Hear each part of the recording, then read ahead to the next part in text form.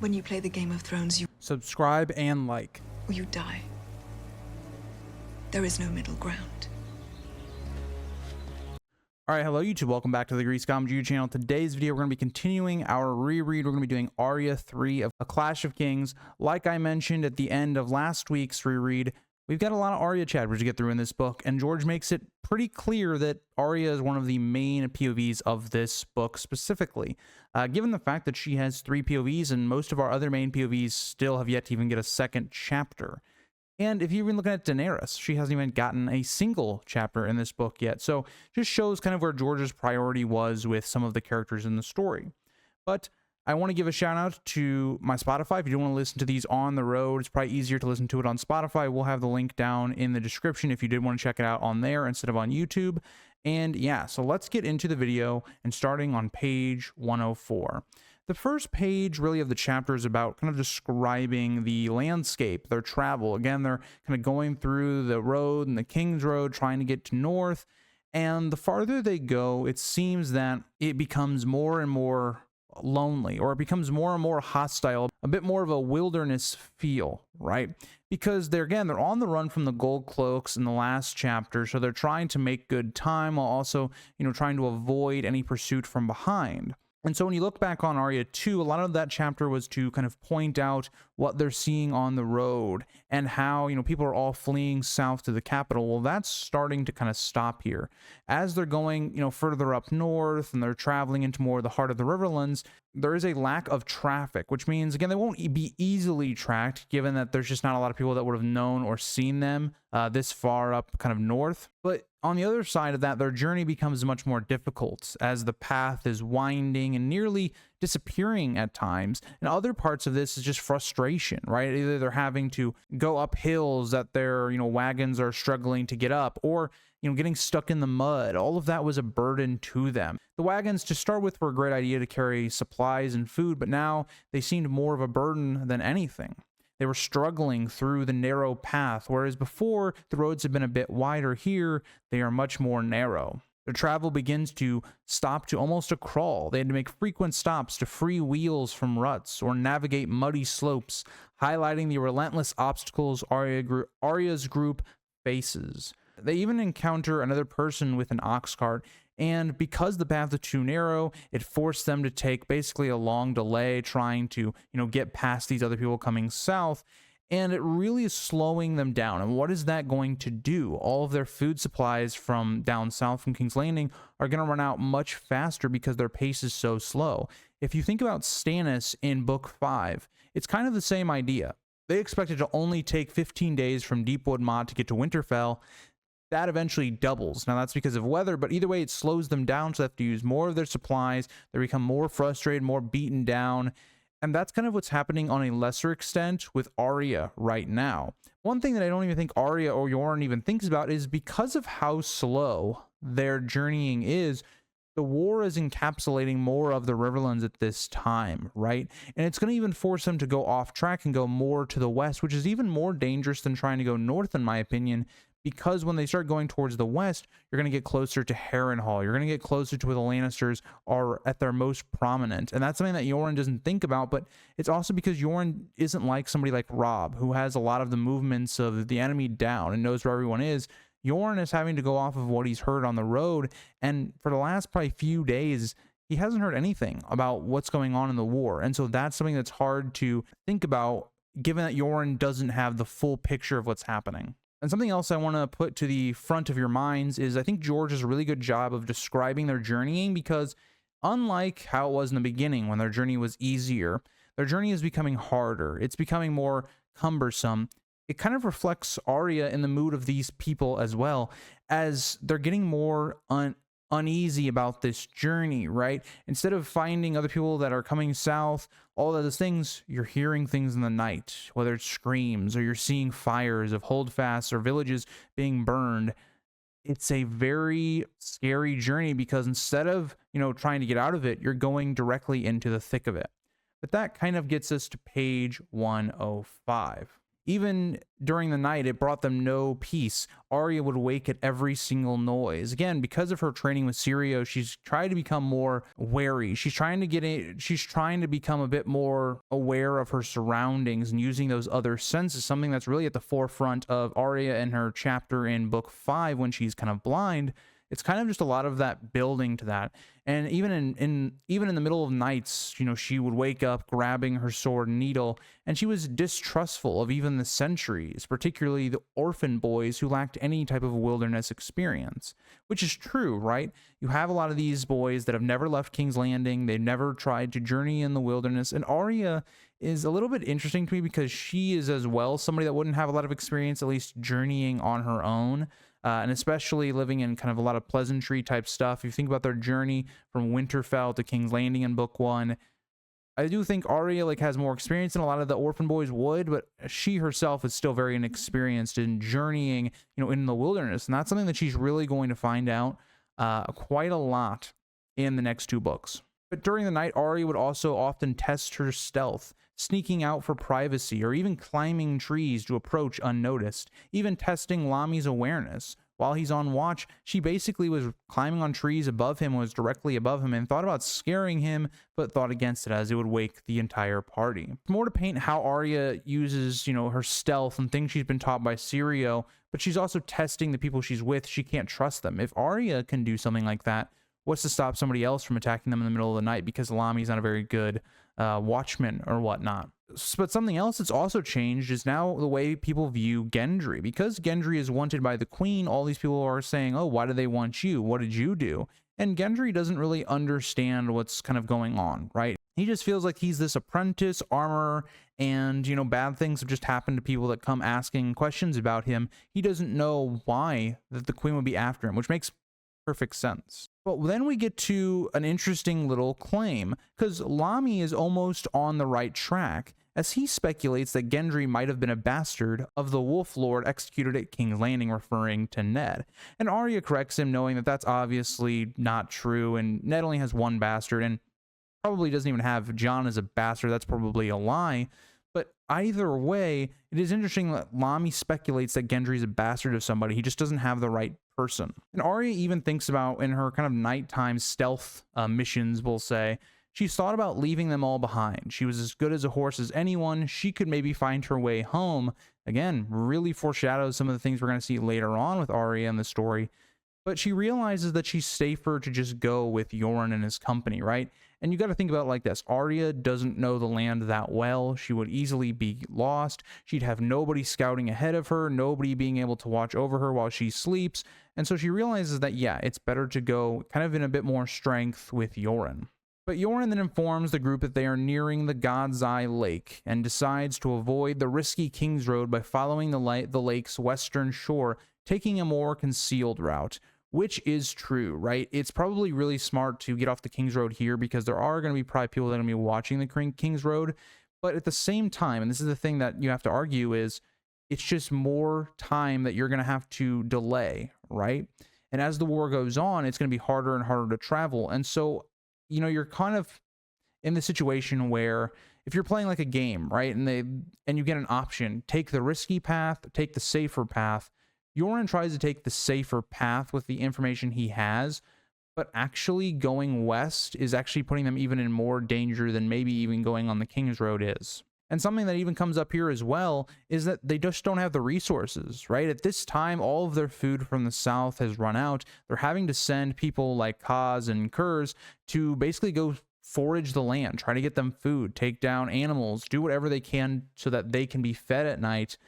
And that's something that's going to be very difficult to sustain as well, because you have a bunch of armies trying to do that already. And so the longer that you try and do that is you're going to put Kaz and Kurz at more of a risk of being captured or being seen or being discovered. And we even see that during these foraging points, like Kaz and Kurz are going to find like danger in front of them because of this. So I do think this is quite interesting, right? It is good that they're trying to kind of conceal their movements, sending people in front of them to gain resources for them. But again, it just shows taking your time, taking a safer route has its costs. If you think of something like the Oregon Trail, I'm kind of referenced that in a video I did, you know, last week, but it's kind of similar to that, right? If you take more of these lengthy routes, your resources dwindle, and the higher likelihood of you not reaching your destination actually, I would say, increases in this type of situation. But that'll get us into page 106. But that was not all. As Kaz and Kurz, yes, they were sent to forage. Also, others in the party were as well, trying to find maybe berries or to find anything they can on their march. Arya is one of those people that Arya is one of the people that actually likes to do that. She likes to go off by herself and try to find, food and things like that. And even once she had caught a rabbit, and she had kind of a sense of pride, right? Because she was bringing food for them to survive, and she was even rewarded by Yoren with one of the legs, which she splits with Gendry. And people are going to really like that. And even Jaqen shows gratitude to her. Again, he's kind of seems like he's learning that Arya could be someone of great interest to him. As we're talking about all this foraging, it also comes with negative implications as well, because at times you're stealing food from people's farms or they're living more or less, trying to survive for the winter. And you see these, Night's Watchmen who are coming north very suspiciously when you have all these different, people about like the mountain, like Lorch, all these people that are setting fire to all these different places. People now have to hire, sellswords and field hands to defend their crops, and they run into a situation like that as well, as a few of the farmhands at a certain field actually confront Yoren and make him pay for what they're stealing. And Yoren is very bitter at this because, back in the day, the Night's Watchmen would have been treated much better, and even in the north they're treated significantly better. But I think you also have to go into the idea of what these farmhands would have been going through. People would have been doing this all the time. And this is their livelihood. You're stealing from their livelihood. And it's not like Yoren went to the owners of this field and asked for anything that they could give. No, he took it upon himself to steal. So I understand Yoren's frustration, but I also think that the farmhands and the farmers in general are actually more in the right than Yoren is, because Yoren can say, oh, the honor and the reputation of the Night's Watch is gone down and people don't view it as well. But Yoren himself doesn't hold himself in a way that gives a respectable and honorable approach to the Night's Watch. And not only that, right? So after the field hand stuff and the growing tensions that are going on in the area, Oz, when foraging, discovers an armed camp of wounded men. And again, just showing that there's been a lot of conflicts in this area. It's not a safe area. And so Yoren is, again, frustrated. He's weary. And basically, he makes them go on a different path. He doesn't know who these men are actually loyal to, if they'll let them pass, what would occur if they even ran into each other. And so Yoren takes the safe route. But once again, what does that do? It sends them more out of their way. It delays their venture. It delays their journey even more. And so they're put into a bad situation where they have to delay once again. That'll get us to page 107. And Yoren tries to basically justify this by saying, what is the rush to get to the wall? You're going to be sworn there for the rest of your lives. So maybe look on the bright side. You're experiencing more of the outside world before your world just becomes the wall. And then on Yoren, on that part of it, I do agree. And it's better to, be safe than sorry, I guess. But I've kind of highlighted, I think, some of the risks of constantly taking the safe option. And again, it just increases in terms of the guarding of farmlands. In one different area, there was a guy basically in a dead tree with a bow aimed directly at them until they left. It just shows the hospitality, the war, how it's changed the land. Even during the night, they see a fire that seems to indicate some sort of village being burned. And this is going to make you not be able to sleep at night. I mean, you're seeing within the distance of where you are, people being brutally slaughtered and killed because of the war. And you have to think about, okay, how are we going to be able to get all the way to the wall without this never impacting us? That's what I would be thinking if I was somebody here. It's going to turn what was an uneasy journey into, I think, a lot of panic, people being scared. And that's what we end up even seeing a bit, later on, especially with Hot Pie and Arya. But upon reaching the burned village, the group sees a landscape of devastation, scorched fields, dead animals, and blackened horses. And this is the big part of this. Dead animals. They're seeing things that normally, why would you ever burn like resources like that? That is very valuable. And that's why you have all these farmhands, trying to defend their land. But it shows you that this is more about terror. This is meant to strike fear into anyone.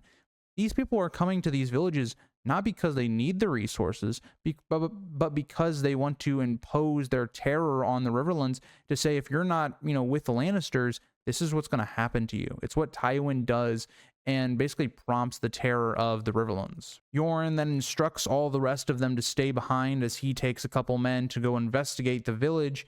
And for a little while, they wait a little while, and Arya wants to go after them. She does not like being someone that has to sit there and wait for something to happen.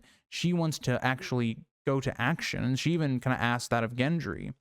But Gendry is kind of against this, right? He feels almost hollow. He says that Yoren told them to wait, but this is the first time that we see him wear his bull helm. And I think that's something interesting, is like Gendry is seeing what the world has come to, and that at any time they could be attacked. And so I do think that's really interesting. And even think about, his helm. Gendry really takes a lot of pride in this helm. He seems to polish it and do all these things every single night with it. It shows kind of his strength and his identity. But that gets us into page 108. Yoren, upon returning, brings back 2 survivors from the devastated village. A small girl that can't even really speak, or maybe she's forgotten how to, and a severely injured woman who has basically lost an arm. And again, they say almost nothing to Yoren's party. The woman seems to say please, please a lot, seeming to beg for her family members or the people that she's seen died. She was left almost as something to put more fear into them. Because it'd be one thing to come to a village and everybody be dead, but then you have the only survivors and they're just gone. They're almost dead already, but it's this physical representation of the horror that they saw the night before. But it also shows something else. It shows that, again, women and children who should be complete innocents in this war are also feeling the struggles of this conflict that's been going on. It's one of those reasons why I have a lot of sympathy for Edmure and how he treats the common people. Even if it might not be the best thing for the military campaign, he is a lord that genuinely cares about his people, and these are the things that he's dealing with right now in the story. And some people react to this horror differently, right? Rorge and Biter find cruel amusement in the woman's suffering, and Merch and Yoren try to show empathy. It just shows the different types of people in this world. And something I think is even more interesting is like Yoren is so compassionate about these people and these innocents. He tries to find them a place on the wagon, but if you think about it, it really is a little bit more destructive to their actual travel. You have, a woman who is, shouting almost, giving away any type of stealth. You have this young girl that you don't know what to do with. It's a rough situation that you're in if you're in Yoren's, party at this time. But something else that's going to be a constant reminder now, if you're somebody like Arya who tries to get away from these people because of, the screaming and the please, please, please stuff, it's a constant reminder of the fear that they are going to have to feel the rest of this journey as they're trying to get away from any of the people that are doing it. Papa even confirms to Arya that he's scared and he never kicked anyone to death. And Arya, almost in a nice friendly way, kind of feels like a nice little culmination of their arcs to people that were on quite opposite ends of the spectrum, are kind of coming together as Arya admits her own fear and how much she's scared of what could happen in the future. Arya even recalls a tale from her childhood about a man escaping giants, I will say. Kind of feels like a fairy tale that we have in real life that George took a little bit of inspiration from, but it goes a little further. It goes a little bit darker, as George always does. Because after he escapes the giants, he only falls into the hands of the others, ending in his sense of hopelessness. And kind of, I think Arya would feel that way too, right? If you think about, you going back to a Game of Thrones, her trying to stealthily get away and get out of King's Landing, which seemed impossible until Yoren was able to get her out, just for her now to be kind of almost waiting around, waiting for them to be attacked in the night and killed. It's that dread and hopelessness that Arya's feeling, and the rest of this group would be feeling as well. But the woman that was with them wouldn't last much longer. She died and was buried beneath a weeping willow. And this is interesting, given that's all the woman was able to do was weep. It almost has a ghostly feel to it. And especially given they're really close to Harrenhal at this point, it's a lot of that feeling of this darkness, an eerie atmosphere. And Arya even seems to hear pleas whispering in the wind, just kind of showing the significance that this woman has had on this party. And it also kind of shows that Arya, who is somebody that always tries to be fearless and all that, it's starting to play with her psychologically. These are things that no young child should ever have to see, or even anyone, right? You should never have to experience seeing, a whole village put to the torch, all these dead people and all of this, people that are losing their minds. It is just a place now where death is always amongst them. They can't escape it. And that even transitions to their night as well, as Yoren doesn't allow for a fire for warmth or for cooking. It forces them to eat raw, scavenged food like wild radishes and beans, drinking foul-tasting water that Lamy grimly suggests is tainted by corpses upstream. And this is a grim remark, because you have to think about it like this, right? If you get water from, some source, you're always going to maybe want to boil it, try to cleanse that water so you don't get sick. But likely, Lamy's quite right. A lot of the water that they're tasting probably has gone through dead people. And that's a really hard thing to think about.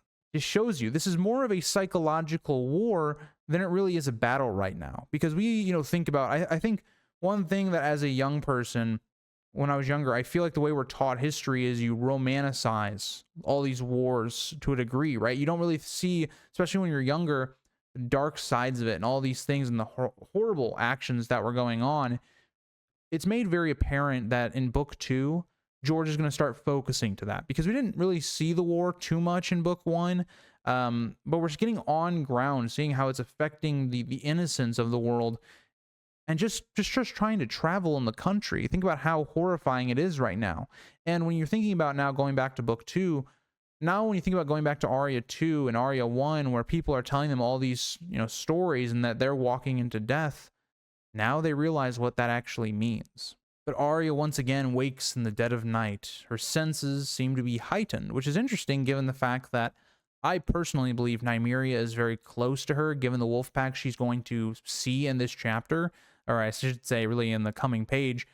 But I think it's because of Nymeria, right? When she is, having these heightened senses, one thing that becomes very apparent in book 5 in her chapter that she has is that her senses with her connection with Nymeria and being able to warg other animals really comes to the forefront then. He notices Yoren sharpening his dirk in the dark, his calm persistence symbolized by the sound of steel on stone, as there's just restlessness all around them. It seems like here there is some calm, but they're surrounded in eeriness. But that'll get us to page 109. Hot Pie seems to be a bit more confident now, as he's one of the people on sentry duty, as he has that short sword that he got in the last chapter. He even convinces Arya to not go out, to basically go to the bathroom more or less, but it's really that Arya just doesn't want to argue with Hot Pie. She basically acts like she's going to go back to sleep, goes then to the other side of the camp and tries to sneak out that way.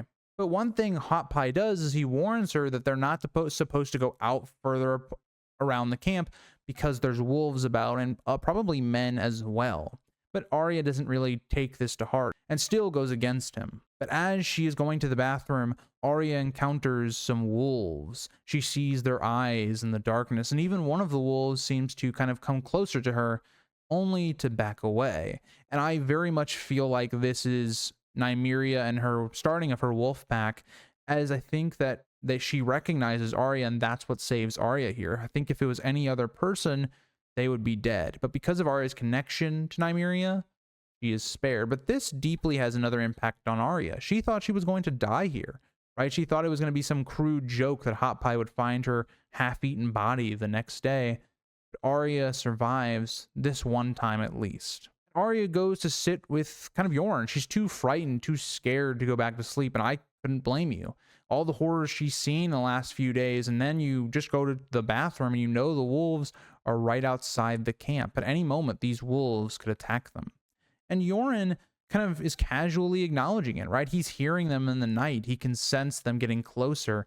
It just shows the it just shows how Yoren is very familiar as he talks to her kind of about, one, her identity, right? Saying that, oh, why should you be scared of wolves? I thought the Starks had a connection with the wolves.